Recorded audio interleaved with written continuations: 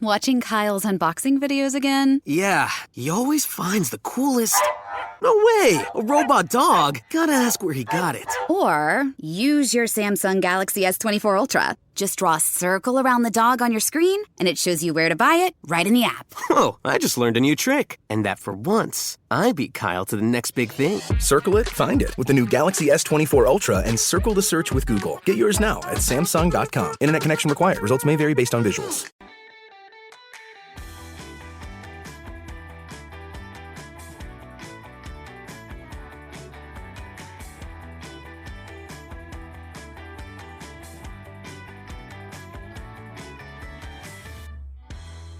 Hello and welcome to It's Only a Game, in a week where we've had the coronation, whatever your views are on that, and we've got the lights of Eurovision coming up very, very soon. We are joined by our very own kings of football podcasting. We have got Dec. How you doing, Dec? Not too bad, Jimmy. I'm sat here polishing my crown as we speak.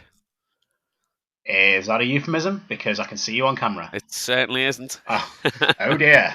Well, this is a different kind of podcast. And we've also got Greg, of course. How you doing, Greg? Just unmuting myself. Yeah, not too bad. I'm glad the season's over with. It seemed like the season went on for about 15 years, but it's all over. It's all over, which is good. Don't know what you mean. Don't know what you mean, mate. It's been a fucking great season. Yeah. Depends who you absolute support. One for the ages, mate. Well, I mean, we should let you behind the curtain. We are currently recording. The time is currently just 20:08 on Monday, the 8th of May, 2023, Bank Holiday Monday. For those who don't know, Everton just won 5-1 away at Brighton. I don't know how that's happened. Or my only observation that I made, and I said it to our Matt, who's not on tonight, of course, my dad, is that we have managed to somehow overturn the deficit that Brighton gave us in the league game of Goodison. They won at Goodison 4-1. And I remember we had Joe on as well not long after from Albion Obsessed. I'm not going to, Greg guys, not going to gloat. But we somehow managed to overturn their 4-1 win at Goodison. If it was a two-legged cup tie, we'd have gone through. And I don't know how, because we're shit. But, hey, things are looking hopefully up with the draw at Leicester and the win at Brighton. Is it just that they have to... is it because they have to turn up, do you think, Jim? Because I know some teams do cave in with pressure, but is it because they know they have to get it done, or... They don't have to turn up. They could just shit house the way they've been the entire season and get relegated, which is still what I'm preparing for. Precisely. We've seen Rochdale enough this season. I don't know what it is. Like, again, I will admit, peeking behind the curtain here, I have made a point of not watching us for quite some time because it's just too painful. I didn't watch the Leicester game. I didn't watch today's game. I've been spending time with the other half. You must know, we've been at the Eurovision thing in Liverpool. It's been fucking brilliant. I would recommend it. It's been brilliant. It's just been a little bit of a fun time. I know that's going to get me some absolute slack from people choosing. Steady on, Jimmy. What? What are we steadying on? Fun time in Liverpool. Jesus Christ. I may have had a couple of drinks. I'm just glad you didn't go near any naked flames with that flag wrapped around your shoulders, because we would have been reduced to just the two podcasters this evening. Yeah, I have got a Ukraine flag around me as well, just for solidarity reasons. I am not Ukrainian. We got it from the exhibit. It was great. Anyway, besides the point, my day's been a lovely little bank holiday weekend. And like I say, it seems like Dwight McNeil channels in a Lionel Messi from reports. Unbelievable. And I'm going to watch the highlights later. I can't confess to have watched much this weekend.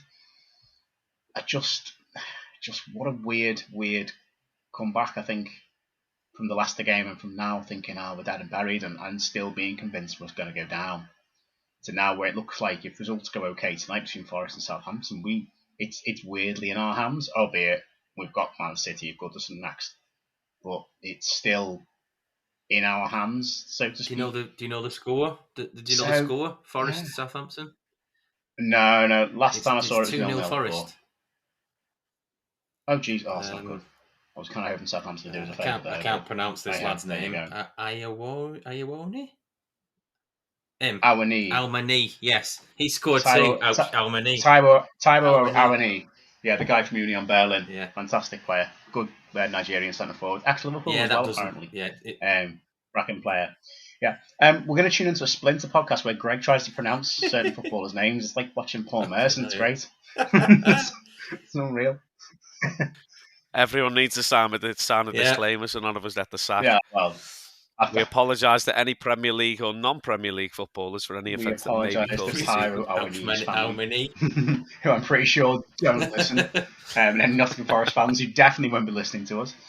But yeah, I think the bigger thing really, Everton season will curtail in whatever manner it does in the next few weeks. I think we should focus more today, after that little caveat, really on the seasons that have finished in the books, bar the playoffs. That is indeed the EFL, the English Football League, tiers 2, 3 and 4. Lads, of course, you support League 2 sides. Well, temporarily, for now, Greg. I don't need to ask you how you'd rate your seasons, because various managers, a relegation, somehow Nigel Atkins as director of football. Well, you know what? We'll go on to that, actually. We've spoken a bit about Ian Dawes being recently named the permanent manager at Rovers, which I think we've made quite clear on social media and our own little group chat. But what do you make of both the Ian Dawes and then the subsequent Nigel Atkins appointments at Rovers? That's, quite a strange one, that. I just had a little conversation with Greg prior to us starting the recording, Jimmy, and kind of said the one part of it that really doesn't make any sense, and I'll come on to whether I'm for it or against it or whatever in a few minutes. The one thing that doesn't make any sense to me is the fact that Nigel Atkins was announced after Ian Dawes was announced, and that everyone seemed to, myself included, not on Twitter, but various WhatsApp groups and so on, jumped on the thing of it's a cheap appointment of Dawes, this, that and the other. Has he actually done enough when he's been interim manager for Rovers over those 2 or 3 spells when he has jumped in to warrant giving it a go himself, etc. And the kind of unanimous verdict on that was no. And then you've got the whole argument of, there's no loyalty in football, this, that and the other, but actually had he done enough to this point for that loyalty kind of call to come in? I really don't know. Then for Adkins to then be appointed director of football or whatever his name badge will say, if you like, on his first day at the club, kind of makes Dawes' appointment make a little bit more sense in terms of that. I would assume they're kind of looking as Adkins as being that steady figure at the club, and whether it's Dawes that's there for the next 10 years or whether Dawes lasts 3 months next season, that actually, from what I am thinking will probably happen, is that Adkins will have an awful lot to say in terms of the transfers, in terms of, he'll obviously work very closely in terms of how Dawes wants to play, and then facilitate that in terms of the players that I would assume he will be approaching, in a similar way to how obviously James Vaughan was there last season and then went and took up the role as was it chief of loans or whatever it was at Everton. So I think Adkins has kind of been in the background there at the club for a long time. He's been linked with the club probably on and off for the last sort of 4 years or so since the Mellon reign, really. First and second time round. Certainly just before Mike Jackson took the job as well. Adkins was all over social media. I was saying to Greg, I think he's still got a house on the Wirral, or certainly visits family on the Wirral quite regularly. And he does for anyone who's interested on it, I think it's on his Instagram. He does kind of morning motivational videos, sat there eating his bowl of rabbit food or whatever it is that he pumps into himself. They were all kind of based, around the Wirral, doing all of these kind of walks. And it was almost like a tease to the Tranmere fans that he was coming back, and it never really happened. So I think, on the whole, his appointment has been received very, very well by the fans.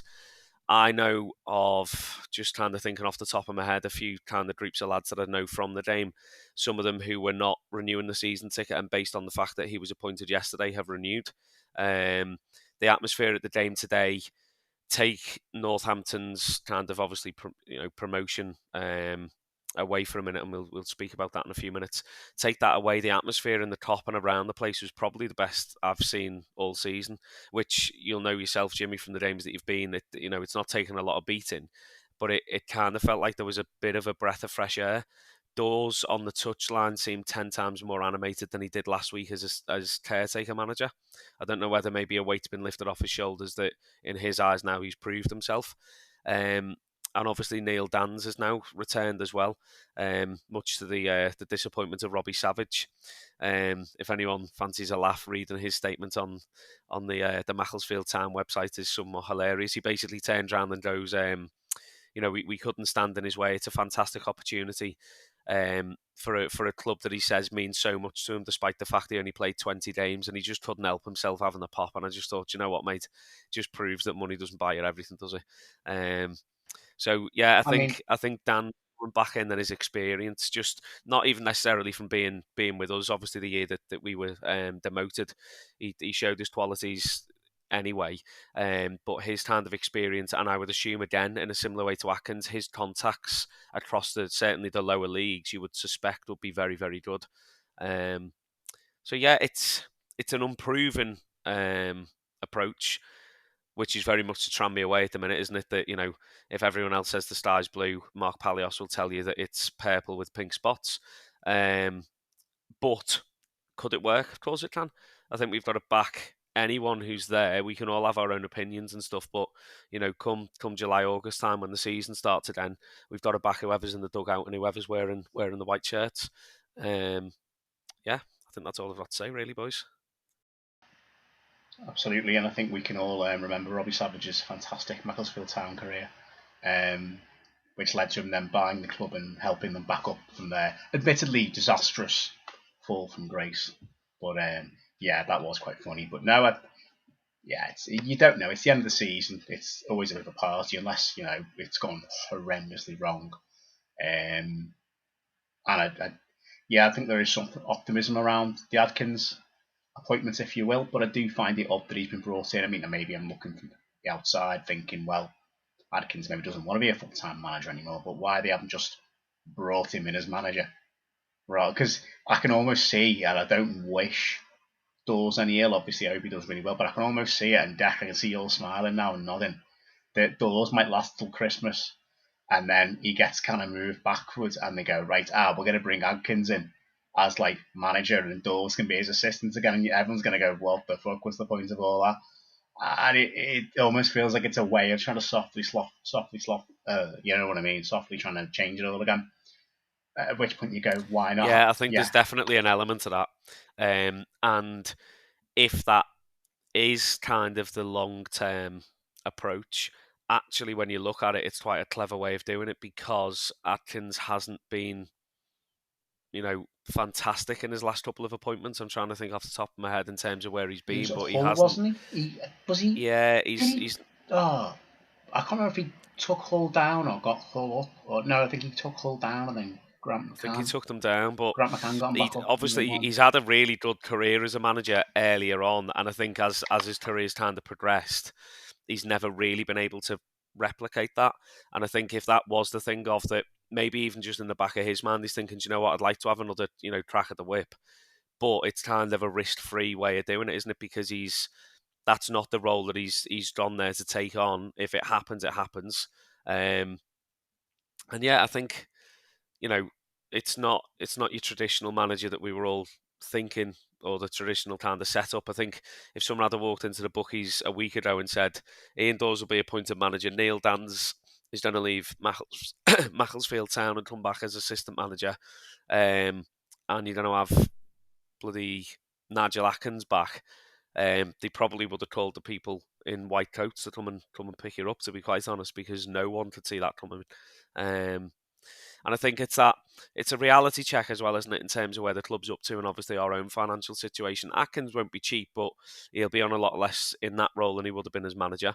And he certainly doesn't need the money. He's kind of made his money from the game. I think that whole thing of when we were looking at the likes of, was it Barry Murphy from City, who, from what I've heard, was interviewed for the job, but he wanted Rovers to also run a B team, and it was the cost implications of that, which for him it would make sense that he'd want that because he's all about development and whatnot. But obviously the cost implications for the club were not feasible. But you look at the likes of him, you look at Cowley, etc., the Cowley brothers and stuff. You think actually that it's a reality check, isn't it? We're not that kind of calibre of club as much as I'd love us to be, and we could be in 12 months' time. But at the minute, we're very much an average League Two side, and I think we've got to kind of accept the window or the kind of pool of managers or potential recruits that we're going to be shopping in the next couple of months. Having said that, if we don't sign a proven striker, I will be massively pissed off. Greg? Sorry, am I on now? Yeah, super. Just a quick one that we were talking about in the chat deck about the one of the messages that you put in about this appointment. So Dawes, he's been number 2 under 4 previous sacked managers. Is that something that you don't really want the underlying current of all the managers, do you? Do you know, especially 4? I can't. Is that an issue? Do you think, Jim? Or well, both of you? Is that something that's? It's not entirely starting again, is it? It's not quite a clean slate, is it? Yeah, it's not the clean, and I think I personally think, and I think this is why I kind of saw my backside with the appointment a little bit.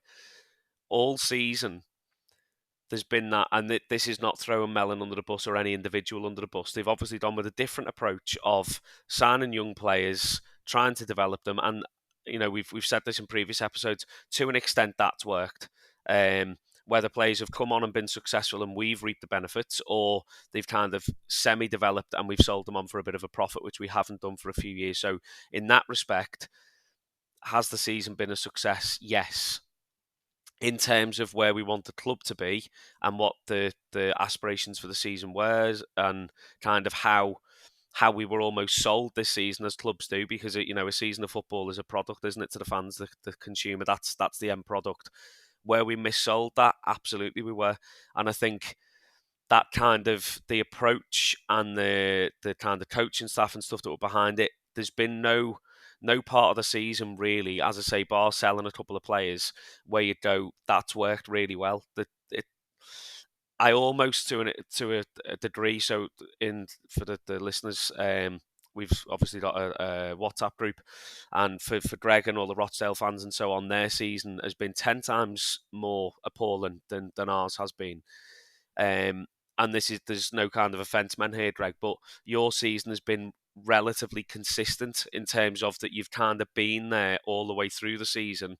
And in a horrible way, that's kind of been looming, because the results, bar the last couple of weeks where you've started picking up wins out of nowhere, that's kind of been the consistency. Our season's literally been like, we beat Leyton Orient, and then we'd go and get turned over by Hartlepool, and then there'd be 4 games where there'd be, we wouldn't have a shot on target, and then the next week they'd turn up and put like 38 crosses into the box and look like a team that could win the league. And I think it's been the lack of consistency that's really wound the fans up, and the fact that when that consistency's not been there, it's them, the young players have then been blamed, but then the club are saying that that's the new approach, and then you shouldn't be blaming, the young and experienced players. And now, you go in, by the looks of it, with that approach again next season with an inexperienced manager, and there's just a lot of alarm bells. But then, having said that, it's got as much chance of working as anyone else, hasn't it? I think, Mark said about like a merry-go-round of old managers who just kind of turn up, they come, they take away, they're probably going to get sacked in 6 months. Did he change anything? Probably not. We'll just stick with the squad. They might bring 2 or 3 signings in, and you go through that rigmarole where the club hasn't really got an identity. And I think over the last, obviously we had Mellon for 3 years, and we built that real strong identity. And then after that, it's been manager after manager turnover every 6 to 9 months. Right, we're going down a new route, new squad, new tactics, new approaches to games. So I think that might be where the kind of Adkins reign might come in, and he can, whoever it is that's in the dugout, they're there just to oversee it and pick the starting 11. But I would assume that Adkins would be quite active in terms of being out on the training ground and a lot of advisory work, which is what Dawes seems to have asked for as well. So, yeah, I don't know how it's going to work out, lads. I can sort of understand what you're on about in terms of 1 week you can draw, 1 week you can win. You get 2 wins and it's 2 losses. You're getting the hope built up, aren't you? With 2 wins back to back, and then you think, right, let's build on from this, and then you don't. Not Tranmere specifically. I mean, it's happened to us and other teams, but I can see how that can be really, really frustrating, because you think, right, we got that win. It was 1-0, clean sheet, perfect result, somewhat 1-0. Let's build on, and then it's completely. You could lose 3-0 the next game, so it's sort of Jekyll and Hyde. Sometimes I've noticed with Tranmere a little bit. Obviously, not as bad as us, but it's a different level of frustration, but it's also can be more frustrating when you think, let's build from this, and then you can't, I would say, or they don't, I should say.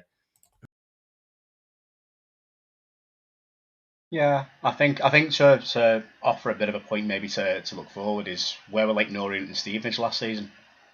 They weren't much to shout at. I mean, Northampton obviously will go on to League Two and promotions and all that. Northampton obviously very unfortunate to miss out on automatic last season with that Bristol Rovers win. And, fair enough, they've gone this year, they've regrouped. That's taken mental fortitude to come back from that. But Leyton Orient and Stevenage I think Stevenage were right down there and Orient were mid-table, and it shows that you can bounce from being an absolute nothing team in the nicest way to the top of League Two in a summer. It's not it's not impossible at all. But yeah, I think with Rovers, you have been very Jekyll and Hyde. From even what I've seen alone, Salford away placed the whole and then the fans have been Jekyll and Hyde as well, because they've responded to the team on the pitch, where the atmosphere isn't bouncing at like Salford, or playing a good side that haven't winning the game, and then going to see like the Walsall game, or there's been a few others where it's just been dire. So from Rovers have been Jekyll and Hyde to Rochdale have been more hide and seek really this season. Greg, we've got Rovers inconsistent, Rochdale consistently rubbish. Well, yeah. I wasn't going to say my real words on that, but I know we've got. I know I was going to say something stronger, but Greg, we've spoken about this a lot, and it's been well documented. Yeah. I don't want to. I'm not going to ask you how the season's gone, because I think we all know bottom of the Football League. You're not exactly going to be singing the praises of it. More, what needs to happen in the summer? Oh gosh, I don't know where to start, but I'll make it. I'll try and make it brief, and then. So I think we've been relegated on about 6 different subplots. Basically, it's been more than one issue. So basically, we shouldn't have backstocked Robbie Stockdale in the summer, because he got a big budget and he wasted it all on mediocre players that haven't really performed throughout the entirety of the season. The board probably did the right call in sacking him early to give us more of a chance to stay up by them putting Bentley in charge. Bentley he is, whatever you call it, he is technically a non-league manager, so he hasn't really, I don't think he's got the know-how of how to crack on in League Two against your Bradfords and your Stockports and your Leyton Orients. I'm not too sure if he did or not. The players are somewhat to blame, because none of them could really keep up any consistency whatsoever as a whole squad, apart from maybe 4 of them: Henderson, Briley, the goalkeeper, and somebody else Lloyd, Danny Lloyd. I'd say 4 of them have I won't say they were consistent, but they've shown that they are willing to try and get stuck in and get involved. You can't really put everything on Henderson. I was having a debate with my dad the other day about Henderson, and my dad was like, "Oh, we shouldn't have brought Henderson back." I said, "No." I said, "I don't think he's the problem in all of this. He's not the main. This has happened because of Henderson. It's not. It's the entire squad that have either down tools, or they haven't been able to continually gain results or points. That's the name of the game, isn't it? Getting the draws and the wins and getting up there. So you can't all pin it on one player. I don't think Dad were specifically, but I think he was saying, why did we bring him back? But he's our second goal scorer, highest, so he's not been that bad. But you can't be putting it all on a 39-year-old. So, we used to be able to. We briefly spoke about this last week, or the other week, me, Dec, and we did a little bit of a Twitter space as a test. I was talking to the All Dale, aren't we, podcast, Thomas lad, who hosts, and I was saying years ago when we had Aaron Wilbraham, he was in his 40s, but we weren't absolutely banking on him to score every week, because we had Aaron Morley, Ian Henderson, Rathbone, Matty Lund, Stephen Humphreys. We had a good, decent setup where other players would chip in, and he's He's just there as a squad player, Wilbraham, and if someone's injured, we play him, or he's the experienced head, chuck him on for 15 minutes, something like that. But Henderson isn't. We couldn't do that with Henderson this year because everyone else has been so rubbish or underperforming that we've had to play him because he is, quote unquote, one of the best players we've ever had. But we've relied on him too much and having to play him every week. So then it looks like he's not the player he is, but you can't put it all down to a 38, 39-year-old. That's a little rant there. But what else happened? Bentley wasn't the answer, I don't think, because he is historically non-league manager somewhat. So the players, and apparently he was a bit of a shouter in the dressing room, and that's not quite going to work in terms of getting players to perform. I don't think I think it might be an old hat thing now, shouting as a manager, possibly. I think there's more advanced ways of doing it, isn't it? Like, I know Pep shouts and rants and raves, but you don't see it in the. You can't shout in the bloody stands these days, Greg, I've noticed there's a few things come on it.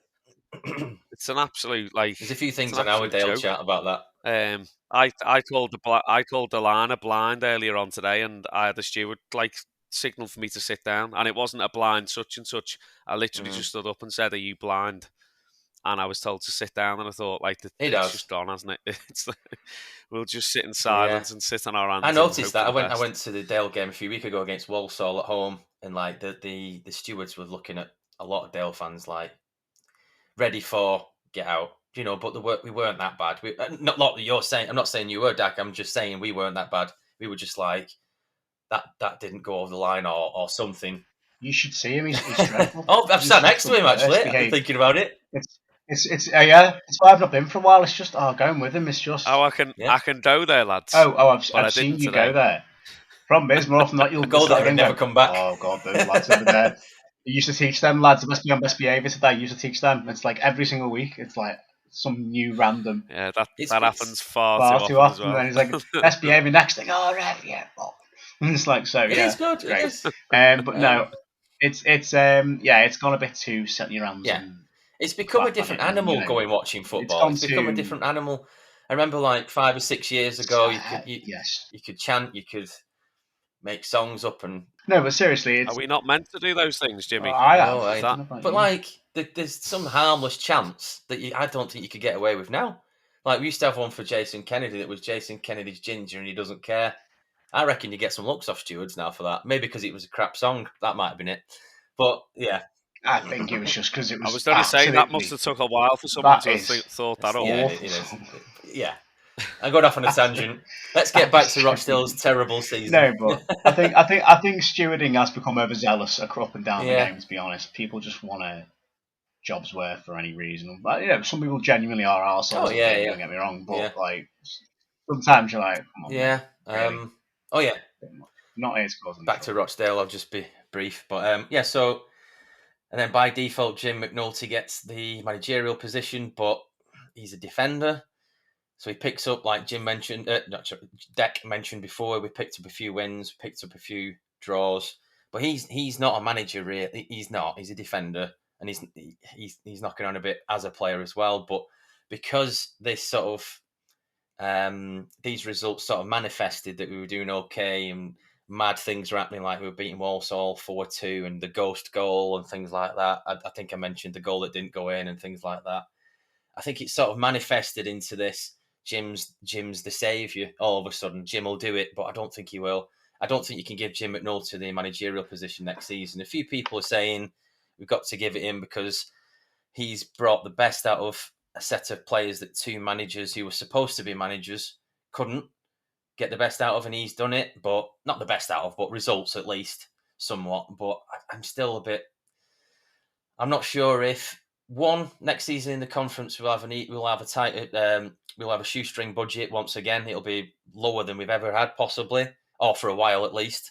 2, I'm not too sure if he'll have a network of players that he can sort of entice to the club. I'm not saying we're not Stockport, we're not Tranmere, we're not Bradford, whatever. We're not that, but I meant. In terms of a pull to play for us, I don't think he's the man. I don't think he's the way forward. There's all kinds of different rumours. Rumour today I've heard off one of the lads is we're after the Chester City manager. Callum, is he called McIntyre? Is it Callum McIntyre? Is he 28-year-old? Is that right? He's a young lad. He was at Runcorn Linnets, I think, or one of the Runcorn clubs, Runcorn Town or Runcorn Linnets. My apologies. And yeah, he took on the Chester job as a boyhood Chester fan. Took on the Chester job. I think he was working in the youth system as well, alongside doing the Runcorn first team job. Done all right. Got them to third in National League North. They lost to Brackley yesterday in the playoffs at home. And there was all kinds of, unfortunately, Chester had to put out a statement about the fans' behaviours towards the Brackley fans up there, which is not on really a full time. That's when you need absolutely.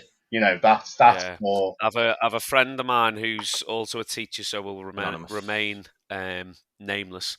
Unanimous. Like a game of Scrabble, boys. And he basically said that there seemed to be something happened towards the away end that was then reacted to by the Chester fans, which shouldn't have happened. But then did say that the policing and the stewarding were both very, very slow to respond, which in a game like that, whichever way round the result is, you know that there's going to be a mass pitch invasion. And so, you've got to have people on. Do you know what I mean? It's not like that wasn't expected to have happened. So for them to not respond was interesting. There was obviously a pitch invasion at Prenton Park today as well, which, to be fair, was contained very, very quickly. So they literally kind of just got a line of people kind of halfway line, a little bit beyond the halfway line, and then just put a taper thing across, and that was it. Job done. Although there was one bell end of a Northampton fan who came and gave the Tranmere fans a load, and I thought, you've just been promoted, and your priority is to go and the team who finished mid-table. There's always one. Who you've just beat. One bell. Go and enjoy it. Do you know what I mean? Yeah. Always. Sometimes there's two, depending if I'm at the game or not. But it's actually priority as a Northampton fan. I don't know what pints he's been drinking. What you're doing in life if you get promoted and Golden Rovers fans. Let's be fair. There's no rivalry there. Well done, Northampton. I've never had a problem with them. Enjoy League never really had a problem with them. Absolutely. See you in 2 years time. I'd say in a year. I think they'll be straight back down. They're one of those funny clubs, Northampton. I think you kind of yo-yo. I can never. I was thinking about this the other day. What club? Is there any club that you can name at the start of the season? You have to actively look up what league they're in. And Northampton have to be one of them where I go, are they League One? Are they League Two? Yeah. I can never remember where they are from year to the next. Same as Swindon. MK Dons. I can never be sure which division they're in. It's mad. For me. Oh, MK. Well, we'll get on to MK Dons. We'll get on to a few clubs like that. A few clubs that you should go. MK franchise. Indeed, McFranchise. Yeah, they're coming back to Prenton Park next season. But there's these clubs that sort of yo-yo between. I'm sure people will say the same about Tranmere that aren't, affiliated with the club. Yo-yo between League 1 and 2. What bloody division are they in now? But they're one of those funny clubs, Northampton, where I don't really know anyone who supports them. I don't really have any great. I've never been that way. They just kind of appear in a division like Walsall. They don't ever get promoted or relegated. They seem to appear in a division. See, they're another team I don't mind. Quite sure Walsall is, yeah. I've got nothing against them. I just don't know what they're in.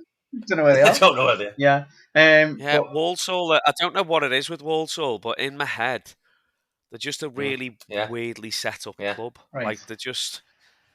I've never been able to put my finger on what it is. Every time I go there, it's just they're never going to go down. They're probably never going to go up. It's probably because they resonate a lot with me being a Tranmere fan, to be honest. But they're just, at the very close. Yeah, it probably is that very close to a lot of obviously the big Midlands teams, as we are with Liverpool and Everton over the water. But just, I don't know what it is. Every time I go there, and I just think the place has never changed. They've probably not even cut the grass since I was last there because it doesn't grow because it's always miserable. There's just nothing there at all. Well, just really weird. Apologies to any Walsall listeners, funnily enough, I doubt very much. I was listening to a Walsall podcast the other day. They said the exact same thing about Prenton Park and Tranmere Rovers. And do you know what, Jimmy? They probably would. They're on the money. Yeah, they're absolutely on the money. In a pod in the We're still serving the same hot dogs that we were warming up 2 years ago. That's probably why you've got a bit of a jiffy stomach. That's probably why. Yeah, if I'm blaming the Chinese, more than likely, boys. The Chinese food, I should specify. Yes, I was going to just clarify this. Not the nation, the food. Just to make that. Can't blame a whole third of the world. Jesus Christ, man. I put my Ukraine flag back on. You can't blame the entirety of China for Tranmere being 12th. Dex stomach. Well, we can try. But going back to Dale briefly, I'll wrap it it up on sounds like, Dale. to be perfectly fair, from my perspective, I think you need a bit of a massive clear out. I think, and Dale fans aren't going to like me saying this, I think I can see a lot of what's happening with Rovers, or happened with Rovers when they drop. It might take 2 or 3 years. I don't think you come back next season. No. And I don't think there's anything wrong with it. It might take 2, 3, 4, 5 years, whatever. And that sounds, oh my God, 5 years in the bin league. Oh God. But enjoy it, because weirdly, whilst it's fucking horrible at times, there's a lot to enjoy. As long as you don't drop any further down, don't do a scrum thought, please.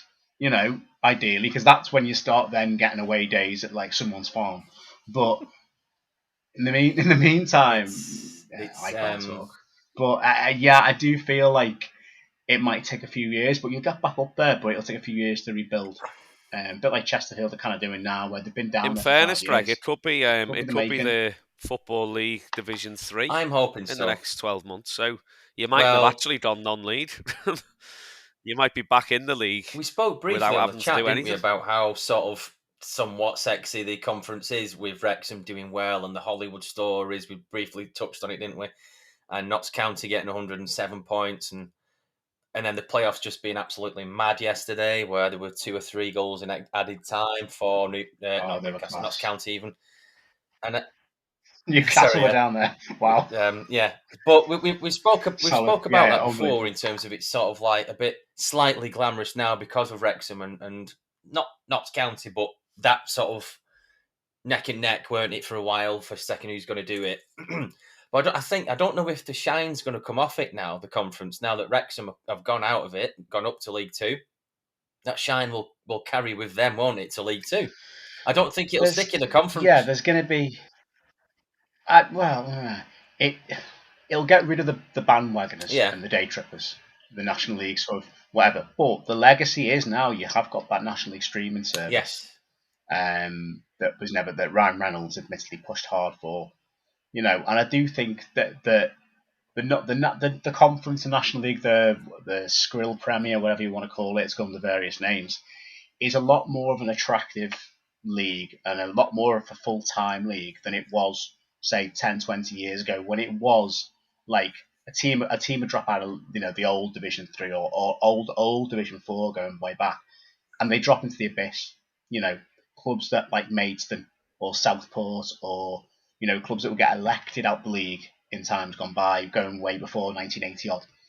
It would be the abyss. You'd never see them again. You'd never hear from them again. You wouldn't have a bloody clue what they were doing. But now the National League's covered all over the shop. You get it all over BT.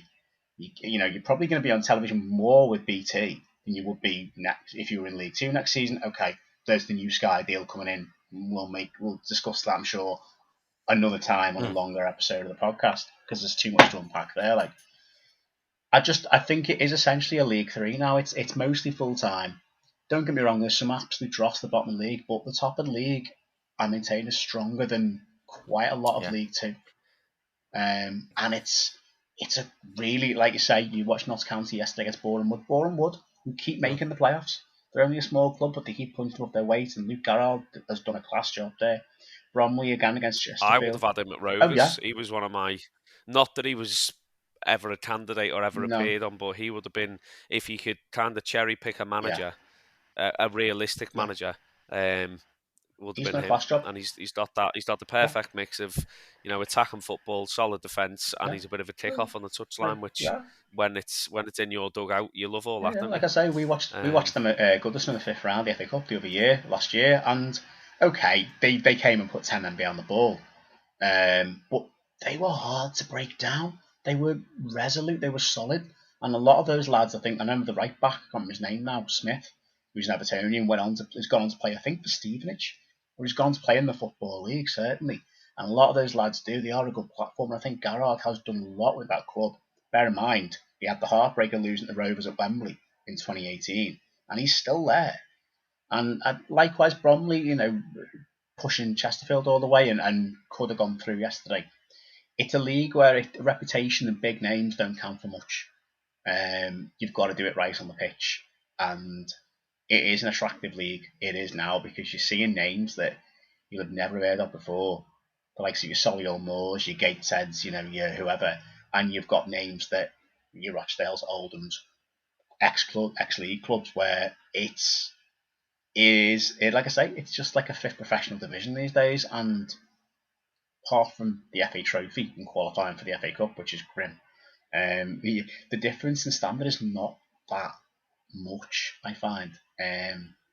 But no, I think just it's going to take time to get back. Just enjoy the ride while you can, and just pray don't drop any bloody further down, because that's when you do start getting issues. Unfortunately, I hate to break to you, that's when you do get it. Rovers had the same thing when they started the season badly. It was like, shit, we're going to be in the sixth tier next season.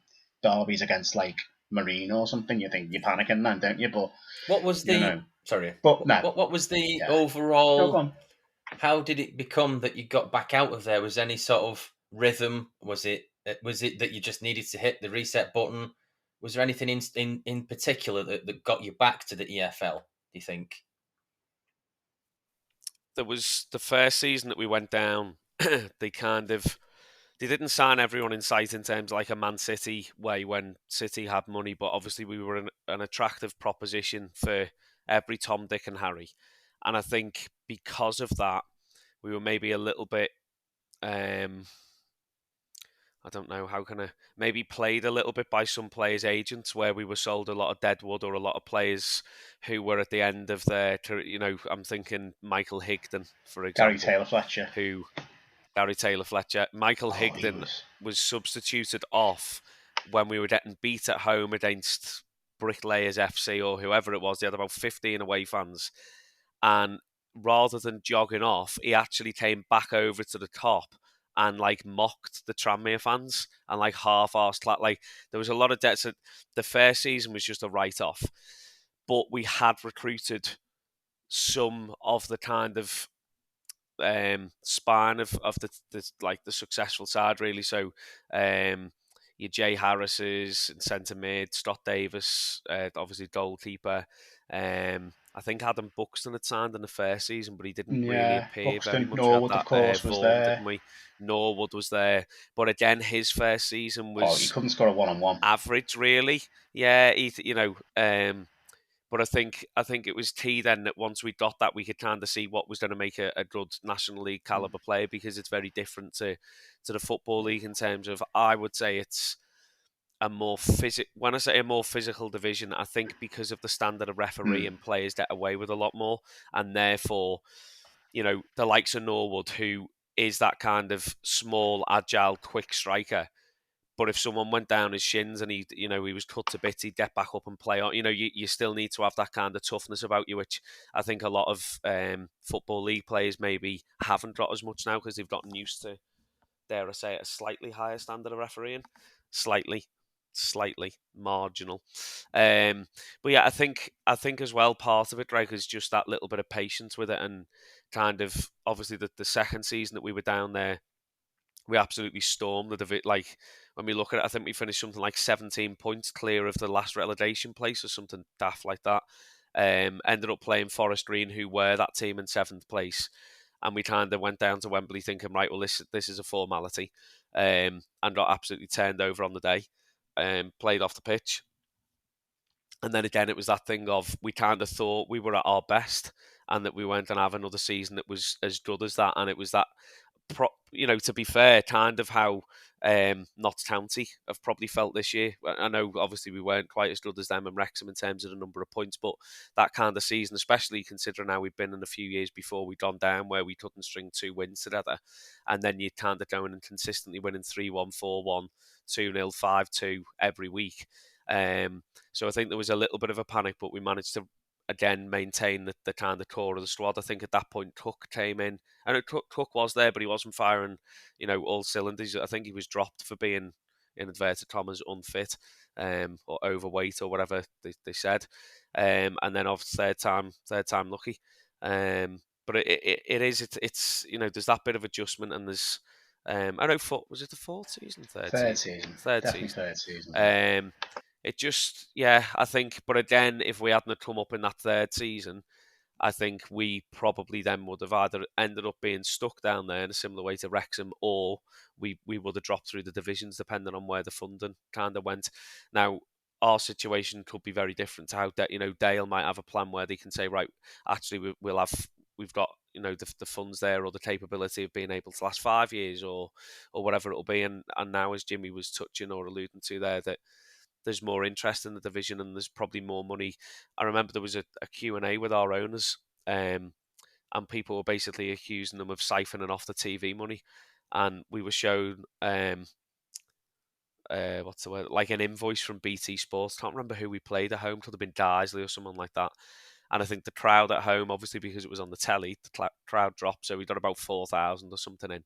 And it actually cost the club £500 more than what they were getting back in from BT. So by the time they paid for like cables to be laid, obviously there's something to do with the power or whatever, scaffolding and different like kind of positions for the cameras and stuff, it actually cost the club money to be broadcast on, and that was consistent for like the 2 or 3 years we were down there. So, but as we were saying, I think deals like that, and there's definitely more money in the division now, a much more kind of competitive league. It's not, signing for 1 or 2 of the top sides in there. There's probably 7 or 8 teams in there now who every year, you wouldn't be frowned upon for going and putting a little bet on that they'll probably go up.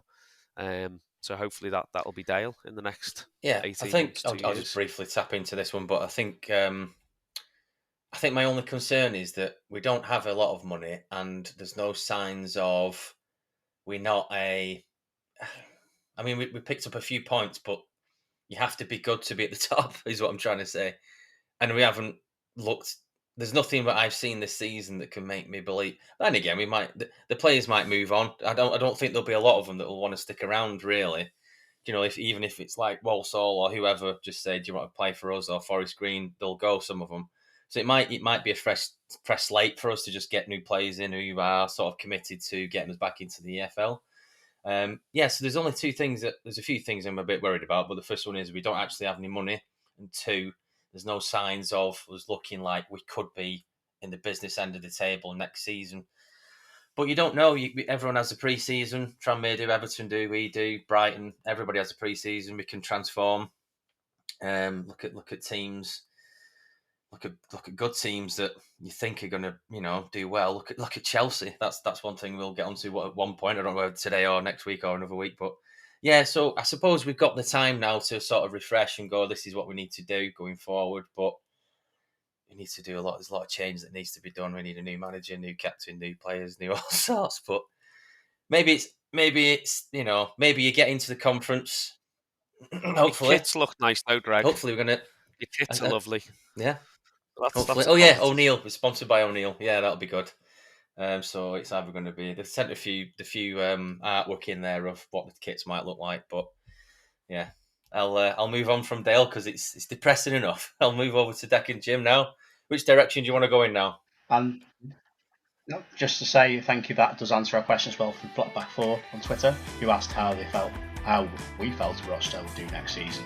I think it's quite clear our views is maybe it's a little bit of stagnation before a bounce back ultimately in a couple of years' time. But we hope, of course, we're proven wrong and it's a straight return back to the Football League.